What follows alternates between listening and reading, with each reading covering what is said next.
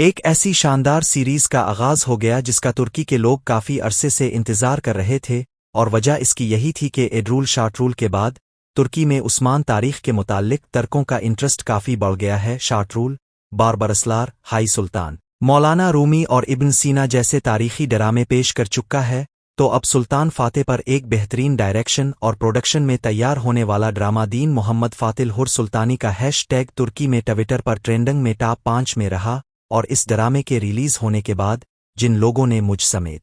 اسے دیکھا وہ یہی کہیں گے کہ ماسٹر پیس تو اسے کہتے ہیں، کیونکہ ناظرین اکرام تاریخی ڈرامے میں جب تک ایک خاص خوبی نہ ہو تب تک وہ تاریخی ڈرامہ کہلانے کا حقدار نہیں ہوتا، اور وہ خوبی یہ ہے کہ دیکھنے والا خود کو اسی دور میں محسوس کرے اور ڈرامے کے واقعات میں اس قدر کھو جائے کہ خود کو انہی واقعات کا حصہ سمجھے۔ تو یہ خوبی اس وقت صرف 2 تاریخی ڈراموں میں ہے، جن میں ایک تو کرل شسمان ہے اور دوسرا ابھی سلطان محمد فاتح ہے، اور اس ڈرامے کی دوسری خوبی یہ ہے کہ اس کا ہیرو سرکان چائی اوگلو اپنے کردار میں اس طرح فٹ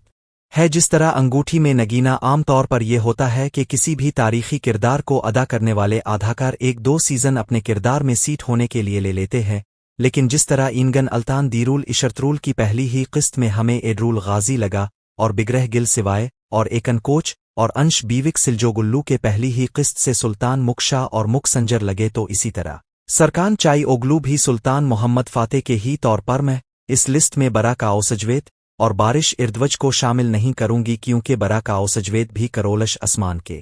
سیزن 2 میں صحیح اسمان غازی بنے، اور بارش اردوج کو بھی ایل پرسلان بننے میں ایک مکمل سیزن لگا۔ اور ناظرین اکرام، اس ڈرامے کا ڈائریکٹر شفق بال ہے، اور لگتا ہے کہ انہوں نے اپنا جتنا بھی ٹیلنٹ ہے، جتنی بھی ان کی شکل ہے، سب اس ڈرامے کو ڈائریکٹ کرنے پر لگا دی ہے، اور اس کے ساتھ ساتھ ڈرامہ اس ڈرمی کی شوٹنگ کے لیے کئی تاریخی بلڈنگز ان کی اوریجنل شکل میں تیار کی گئی ہیں۔ ادھر نے محل، برسے محل، منی سے محل، ادھر نے بال کاسٹنگ ورکشاپ، شاہی حرم کا باغ اور ہنگری اور سربیا کے قلعے تعمیر کیے۔